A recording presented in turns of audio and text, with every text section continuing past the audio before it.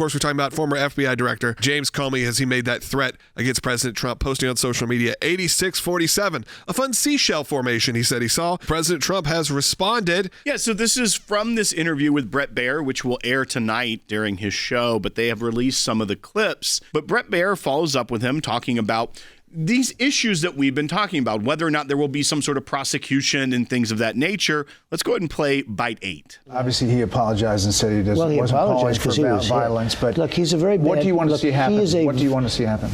I don't want to take a position on it because that's going to be up to Pam and all of the great people. But I will say this: I think it's a terrible thing, and when you add his history to that, if he had a clean history, he doesn't. He's a dirty cop. He's a dirty cop.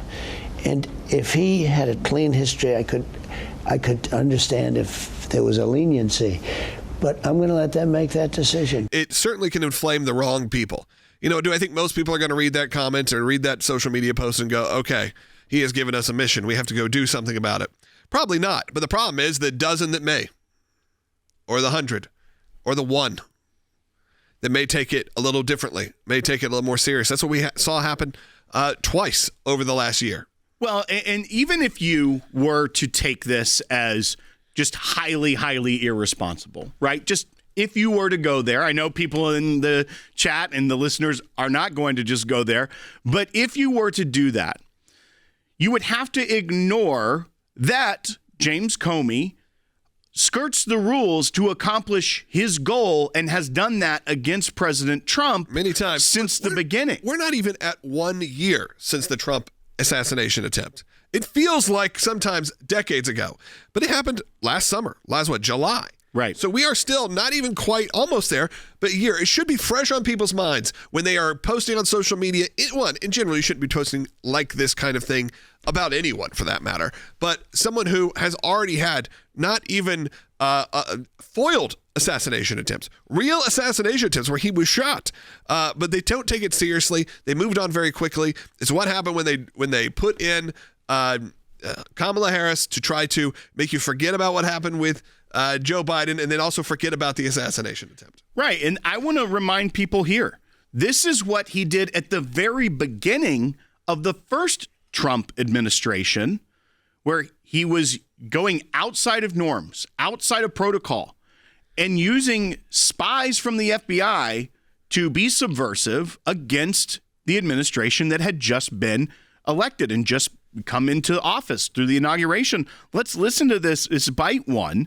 This was with Nicole Wallace talking to James Comey back in 2018. Take a listen. You look at this White House now, and it's hard to imagine 2 FBI agents ending up in the same room. How did that happen? I sent them.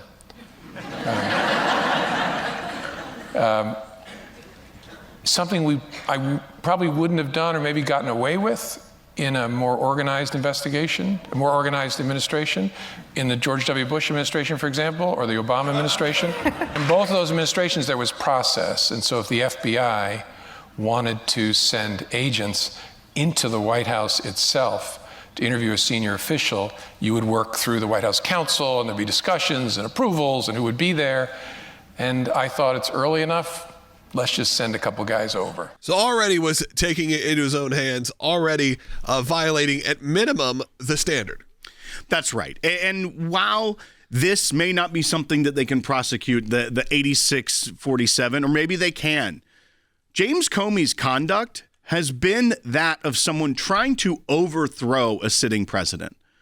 And so it does bring up those questions when you think about all the things he did with Crossfire Hurricane, sending in spies from the FBI to go and try to get information because they might not be ready. That's not someone who is upholding his oath to the Constitution. He was rightfully fired by President Trump and then tried to get revenge by leaking memos in order to get a special counsel against the president. We have that by 2, but it is just showing you that he has a pattern of bending the rules, playing outside of norms to try and accomplish his goal, and that is to get rid of President Trump.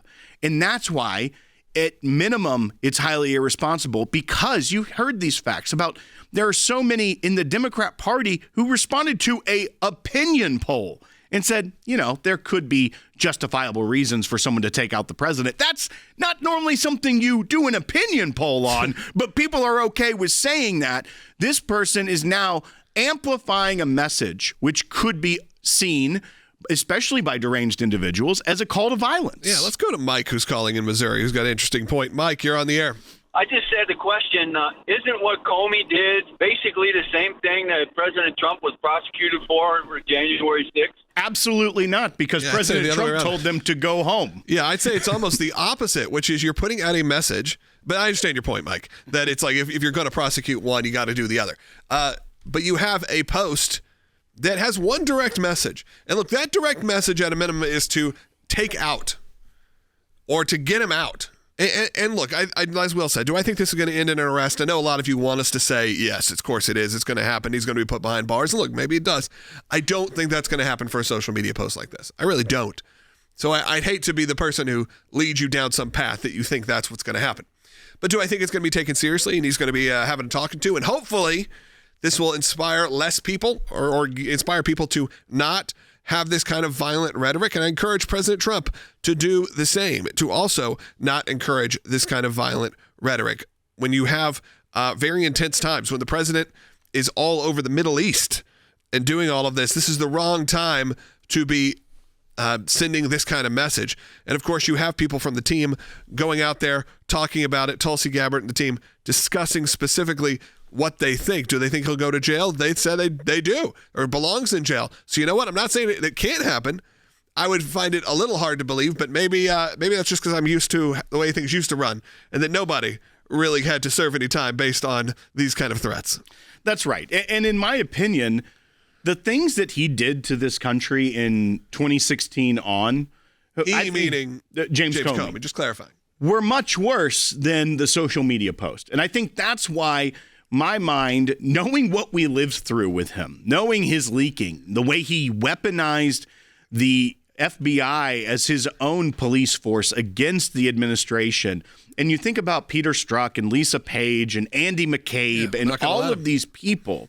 I think that's why I think it's shocking that he did decide to post that. But I'm like, the things he's done to undermine the country are so much worse than his post. But I also understand the context post the assassination attempts, that if you can't trust James Comey, especially to make decisions that are good for the country, then you can't trust and take his word that I didn't think that it had any sort of violent type rhetoric to it.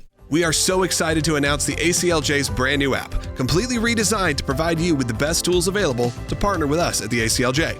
You can watch the daily Seculo program, sign the petitions, customize your ACLJ membership experience, donate with the click of a button, and receive up-to-the-minute critical updates that the mainstream media can't censor. Just scan the QR code on your screen or go to your phone's app store, search ACLJ, and click install. It's that simple.